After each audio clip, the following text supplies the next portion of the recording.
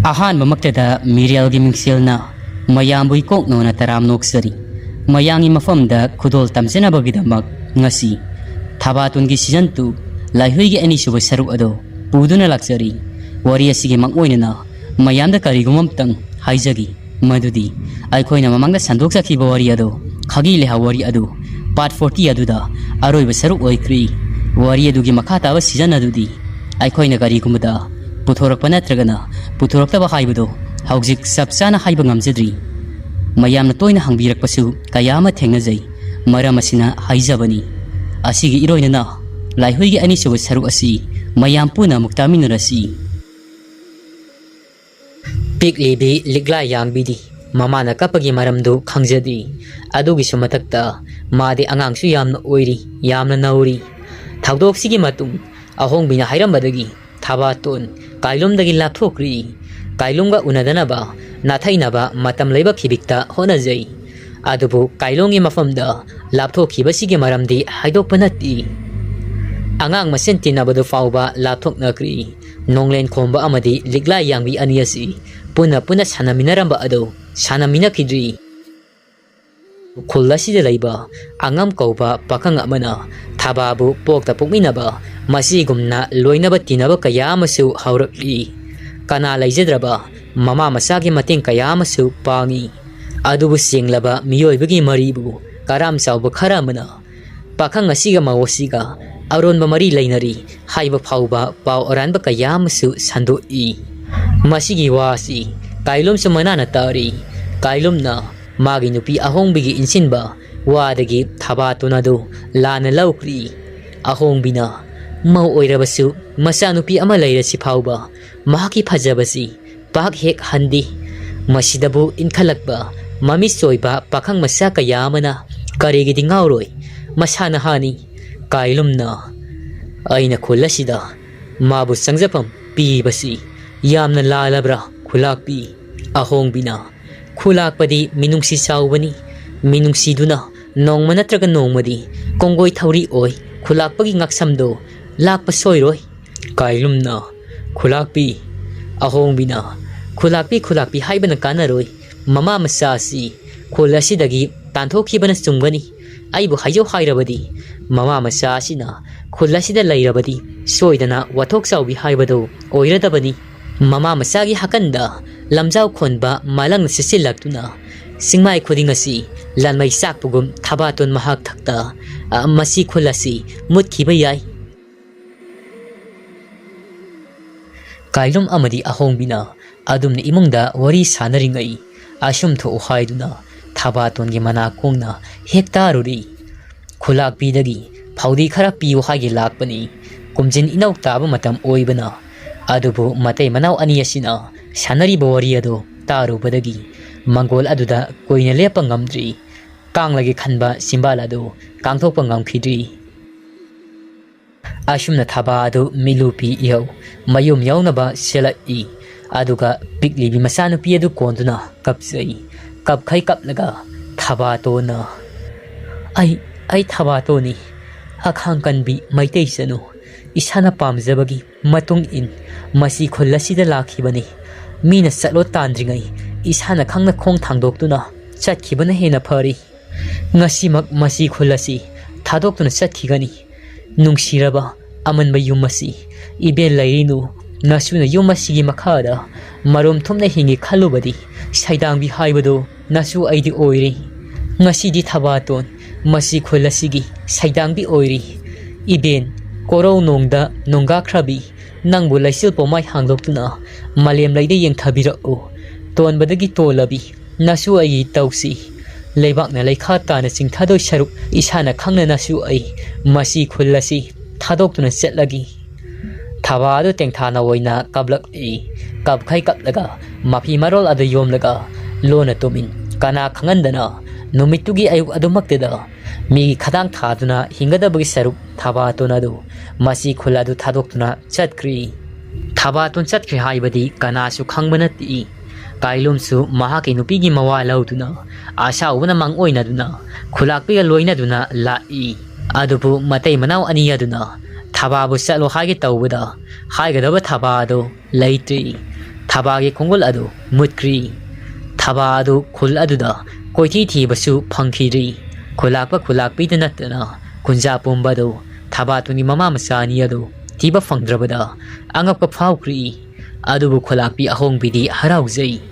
Ahongbina kailum ying ashumna hari I. Siribra sanglibra mafam marangsu amata khangdre. Adubu phanadum yangi kok thakta pulum amanan tharambadu haujikti thangthakri. Karimata nungaitaba tawrugunu khulakpa masagi kanagadaba lambi thiba soidana oirini. Masana mara lairi haibadu khanglaba misak adudi masa mathanta naito mabuk mangduna lapthok sakhibani. Ahongbi wahaiduda khulakpa kailumadu wa maka takhidri. Magi nupina haiba adu chumle khanduna laikri. Ashomdana kamdauri Thabaton masa adu posilaga singlambi aduda masi khulbu nungsiba piroinaba mityengna amuktang yengamlaga magi punsigi hingnaba atopa lambi amada chatpa haukri. Sakhangdriba lamdam ama yaunaba madugi marum thup hinge khan khul anauba amada sangjafam adu laurogi khan thaba adu khong thangdokri.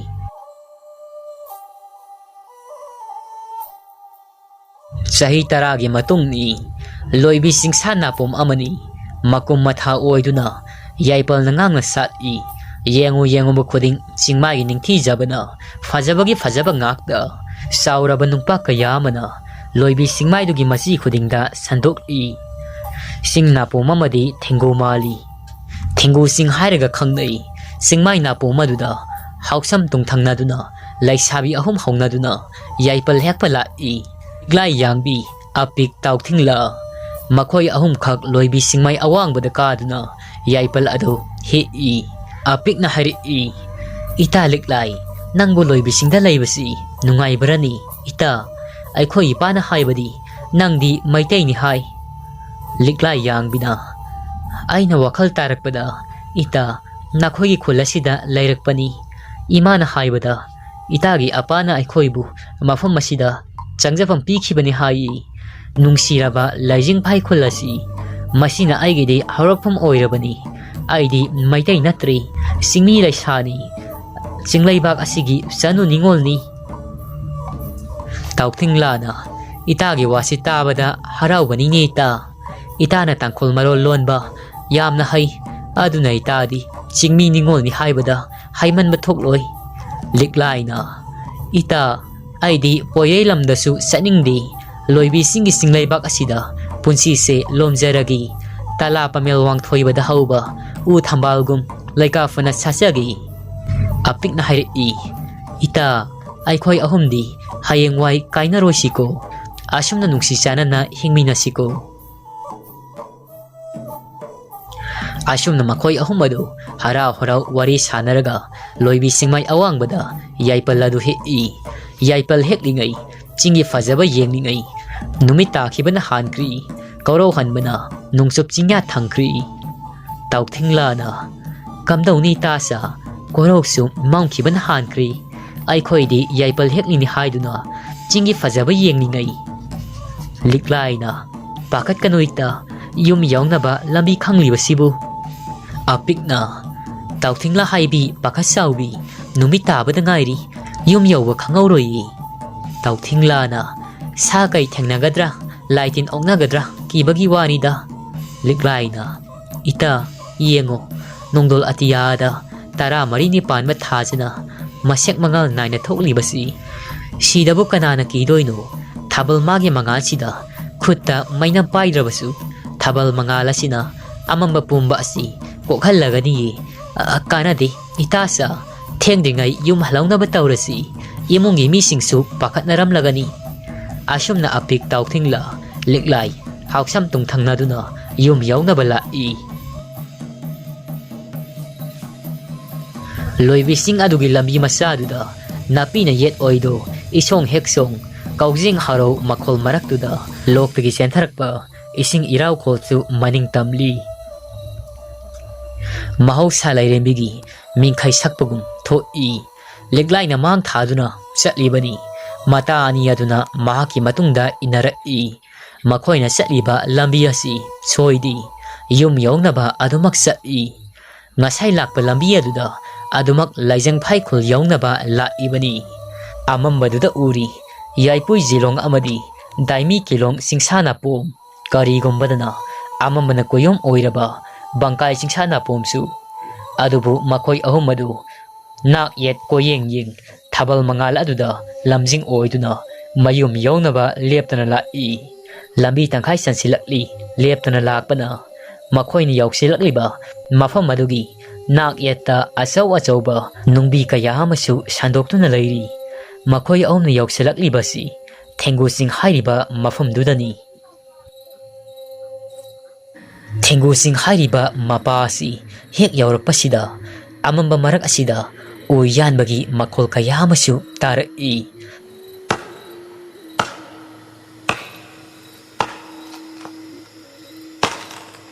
Liklay amadi makoi aniyado salambadagi chaplepi. Liklay na ita ay natariba makolasi. No shutabra aniyado chap manana pakumpirai. Hoy tayi ita liklay na thengsilaklaba matamasida kanano uyaliba sibu tahoy khangde tahoy di khangdi apik na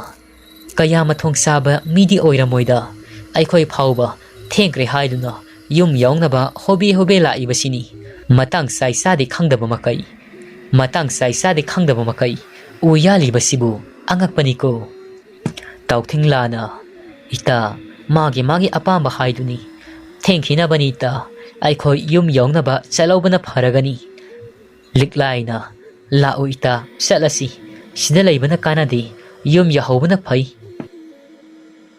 ashumna makoi ahumadu wari sanaraga khajik sakatpa hobada ngairi makhoina satliba khong lambi adugi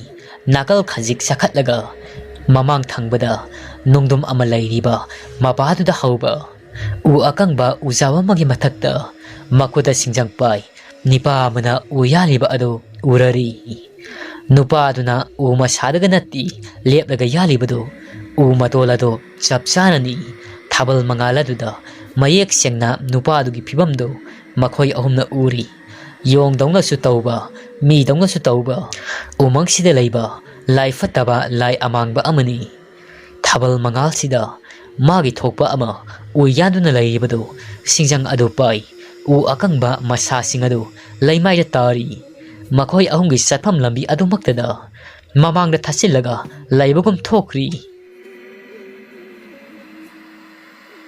mapa se bulan thoklaga satpa araiba amadi natti makhoi ahumna taibangmi mahakna umanga sida leiba lai phattaba makhal ama makhoi ahumadu yangdau lambi aduda chatlambadagi lai phattabaduna ukiba tare khan nakalda horiba napiya songwa marak aduda sensillaga hausamadu koktagi tharaga lotkri ningsa sor adu thabet hon ahumadu makhoi masen ngangnai makhoi ne ngasi thengnari basidi makhoi khulgi ahalsingna angang oingaida liba wari de yauba singjang paiba lai aduni amam basida uyali basi nahan makhai angang oingaida yamna pamna wari oina tabani adubu ngasidi asengbu oina mitmangsida songthoraktuna lairambasida pungak ngakri laimangasina adumak uyanuna lairabadi kamdong satkani khalubada ahumadu awaba amadi oiri hairiba singjang paiba lai asi makok ahum longduna pali maikai khoding makok ahum masina lai laituna yengba loinamak ngamlibani apikna itasa mamlambagi pharibani ngalamlabadi aikhoi ahum khudong thiba soidana nanglamgani tawthinglana makok ahumga pali mana khangda udaba leiti liklaina adubu loribadi ita aikhoi ahum kamdauna uyaliba pasi lanthokuna satkani aikhoina satkadoriba lambi sidagisu atai lambi amadasu leibanati tawthinglana ita masi thengnarabadi kayana taisaroi mana khairiba usi hauji horenga loidongnati ngasi ahing suppa khaidoini watli loigadabasu masi makok ahum panba layasi thabal faba numidang khudingi thengu singda sathui haibado chumli magi mapasi lanuna chatpa oithoktabani apikna adudi ꯑꯩꯈꯣꯏ ꯃꯐꯝ ꯑꯁꯤꯗ ꯑꯍꯤꯡ ꯂꯦꯟꯗꯧꯔꯤꯕ꯭ꯔꯥ? ꯅꯣꯡꯉꯥꯟꯕ ꯉꯥꯏꯕ ꯑꯣꯏꯅ ꯌꯨꯝꯒꯤ ꯃꯤꯅ ꯁꯣꯏꯗꯅ ꯅꯨꯡꯁꯥ ꯊꯤꯔꯒꯅꯤꯌꯦ꯫ ꯑꯍꯨꯝ ꯑꯗꯨ ꯉꯥꯏꯍꯥꯛꯇꯤ ꯈꯟꯐꯝ ꯈꯪꯗꯅ ꯀꯣꯛ ꯆꯥꯏ꯫ ꯉꯁꯤꯒꯤ ꯅꯨꯃꯤꯗꯥꯡꯁꯤꯗ ꯊꯦꯡꯒꯨ ꯁꯤꯡꯖꯤꯜ ꯑꯁꯤꯒꯤ ꯃꯄꯥ ꯑꯁꯤ ꯂꯥꯟꯗꯨꯅ ꯆꯠꯄꯁꯤ ꯑꯣꯏꯊꯣꯛꯇꯕꯅꯤ꯫ ꯑꯗꯨꯕꯨ ꯋꯥꯈꯜ ꯂꯩꯕꯤ ꯂꯤꯛꯂꯥꯏ ꯑꯗꯨ ꯈꯟꯈꯩ ꯈꯜꯂꯒ ꯑꯁꯨꯝꯅ ꯍꯥꯏꯔꯛꯏ, ꯏꯇꯥꯆꯥ, ꯑꯩꯈꯣꯏ ꯑꯁꯨꯝꯅ ꯃꯐꯝ ꯑꯁꯤꯗ ꯅꯤꯡꯉꯥꯏꯗꯅ ꯂꯩꯊꯣꯛꯄꯗꯤ ꯁꯣꯏꯗꯅ ꯈꯨꯗꯣꯡꯊꯤꯕ ꯍꯥꯏꯕꯗꯨ ꯇꯥꯔꯒꯅꯤ꯫ ꯑꯩ ꯂꯝꯕꯤ ꯑꯇꯣꯞꯄ ꯑꯃ ꯈꯪꯏ ꯈꯨꯜ ꯌꯧꯅꯕ꯫ ꯑꯄꯤꯛꯅ, ꯀꯔꯝꯕ ꯂꯝꯕꯤꯅꯣ ꯏꯇꯥ? ꯂꯤꯛꯂꯥꯏꯅ, ꯏꯇꯥ, ꯇꯨꯔꯦꯜ ꯑꯊꯦꯟꯕꯤ ꯑꯗꯣꯝꯗ ꯆꯠꯂꯁꯤ, ꯑꯗꯨꯅ ꯐꯒꯗꯕ ꯃꯥꯜꯂꯤ, ꯂꯝꯕꯤ ꯈꯔ ꯀꯣꯏꯖꯔꯕꯁꯨ꯫ ꯇꯥꯎꯊꯤꯡꯂꯥ ꯑꯃꯗꯤ ꯑꯄꯤꯛ ꯑꯗꯨ ꯇꯨꯔꯦꯜ ꯑꯊꯦꯟꯕꯤꯒꯤ ꯂꯝꯕꯤ ꯄꯜꯂꯛꯄꯗ ꯄꯥꯈꯠꯄꯅ ꯃꯁꯥ ꯑꯗꯨ ꯅꯤꯛꯄꯗ ꯂꯣꯏꯈ꯭ꯔꯤ꯫ ꯑꯄꯤꯛꯅ,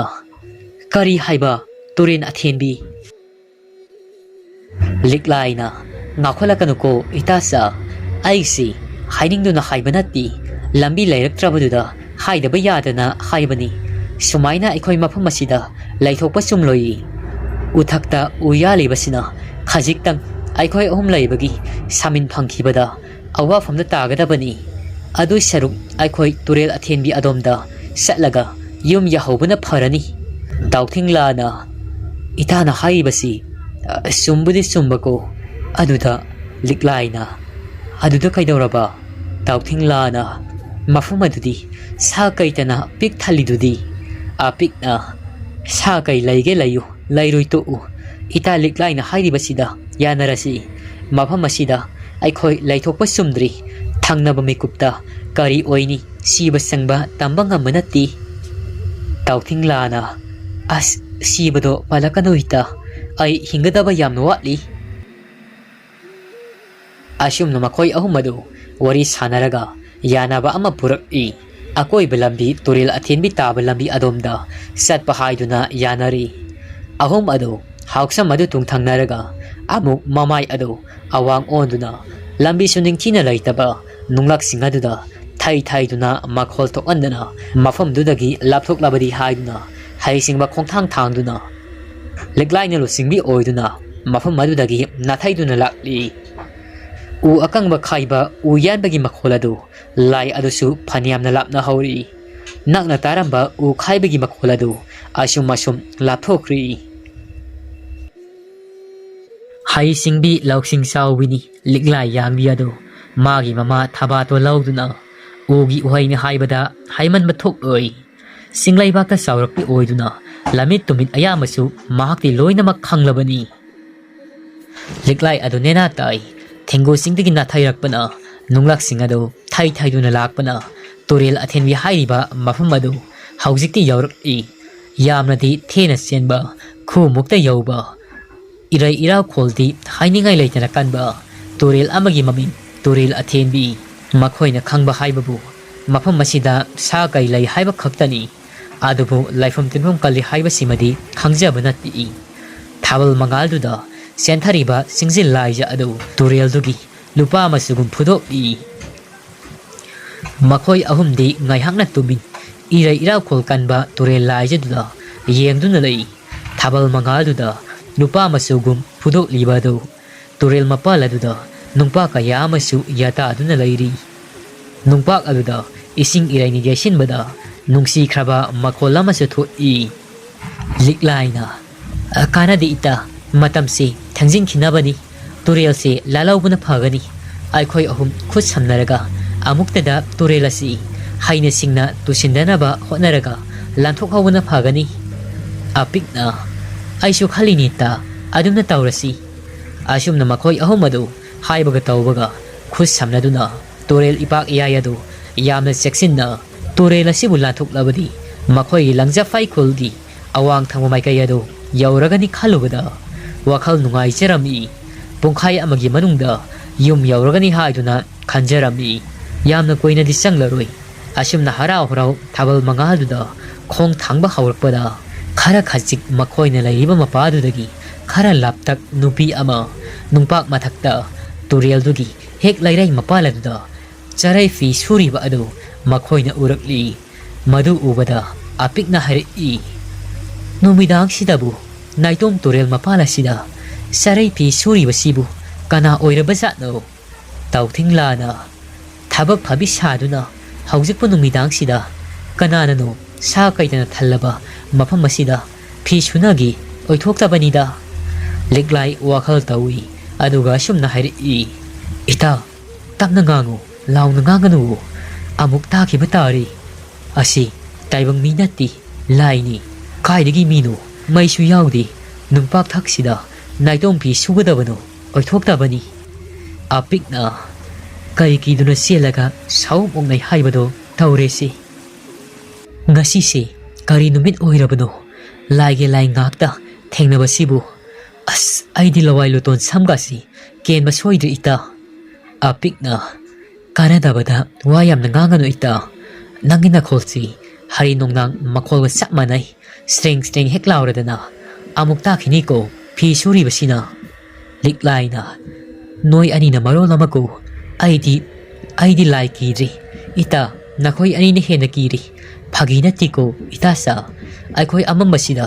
ꯑꯁꯤ ꯎꯗꯅꯕ ꯊꯦꯡꯅꯍꯧꯗꯅꯕ ꯇꯨꯃꯤꯟꯅ ꯆꯠꯍꯧꯕꯅ ꯐꯒꯅꯤ ꯑꯄꯤꯛꯅ ꯍꯣꯏ ꯏꯇꯥ ꯇꯧꯊꯤꯡꯂꯥꯅ ꯆꯠꯍꯧꯔꯁꯤ ꯂꯥꯛꯎ ꯑꯁꯨꯝꯅ ꯍꯥꯏꯅꯔꯒ ꯂꯤꯛꯂꯥꯏꯅ ꯃꯥꯡ ꯊꯥꯗꯨꯅ ꯇꯨꯔꯦꯜ ꯑꯊꯦꯜꯕꯤ ꯃꯄꯥ ꯑꯗꯨ ꯂꯥꯟꯊꯣꯛꯂꯕꯗꯤ ꯈꯟꯗꯨꯅ ꯈꯣꯡ ꯊꯥꯡꯕ ꯍꯧꯕꯗ ꯉꯥꯏꯔꯤ ꯅꯨꯄꯤꯗꯨꯅ ꯃꯈꯣꯏ ꯑꯍꯨꯝꯅ ꯇꯨꯃꯤꯟ ꯃꯥꯕꯨ ꯁꯤꯟꯅꯗꯅ ꯅꯥꯊꯩꯗꯨꯅ ꯆꯠꯀꯦ ꯍꯣꯠꯅꯔꯤꯕ ꯑꯗꯨ ꯎꯠꯊꯣꯛꯈ꯭ꯔꯤ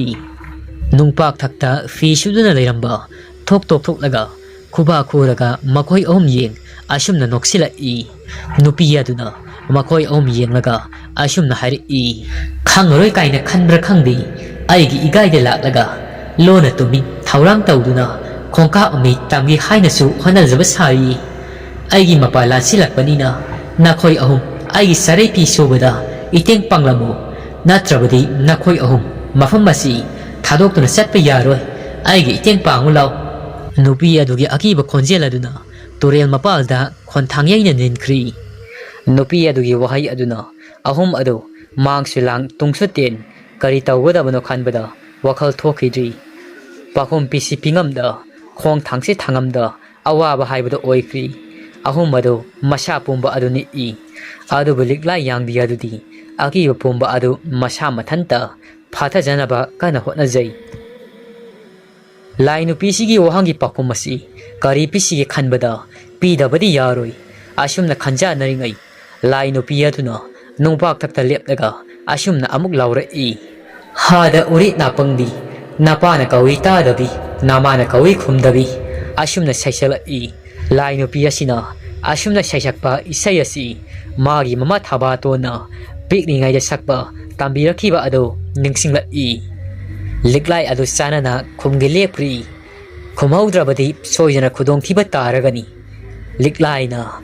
ꯀꯔꯤ ꯍꯥꯏꯒꯦ ꯅꯨꯄꯤ ꯑꯗꯨꯅ ꯇꯥꯗꯤ ꯇꯥ ꯑꯣꯏꯔꯦꯀꯣ ꯑꯩꯗꯤ ꯇꯥꯗꯕꯣꯏ ꯅꯤꯡꯂꯨꯔꯤ ꯎꯔꯤꯠ ꯅꯥꯄꯪꯕꯤ ꯁꯥ ꯂꯤꯛꯂꯥꯏꯅ ꯀꯔꯤ ꯍꯥꯏꯅ ꯄꯥꯎꯈꯨꯝꯁꯤꯒꯤ ꯈꯟꯖꯥꯅꯔꯨꯔꯤ ꯅꯨꯄꯤ ꯑꯗꯨꯅ ꯑꯩꯒꯤ ꯏꯅꯥꯛꯇ ꯆꯪꯁꯤꯜꯂꯛꯎ ꯑꯗꯨꯒ ꯅꯈꯣꯏ ꯑꯍꯨꯝ ꯑꯩꯒꯤ ꯁꯔꯩ ꯐꯤ ꯁꯨꯕꯗ ꯃꯇꯦꯡ ꯄꯥꯡꯉꯨ ꯂꯥꯎ ꯑꯩꯅ ꯁꯨꯗꯣꯏꯕ ꯁꯔꯩ ꯐꯤ ꯑꯁꯤ ꯐꯅꯌꯥꯝꯅ ꯌꯥꯝꯃꯤ ꯑꯩ ꯏꯊꯟꯇꯒꯤ ꯅꯠꯇꯦ ꯑꯗꯨꯅ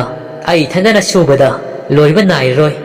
ꯅꯣꯏꯅ ꯁꯨꯕꯗ ꯃꯇꯦꯡ ꯄꯥꯡꯕꯤꯔꯕ ꯅꯈꯣꯏ ꯃꯐꯝ ꯑꯁꯤ ꯊꯥꯗꯣꯛꯇꯨꯅ ꯆꯠꯈꯤꯕ ꯌꯥꯅꯤ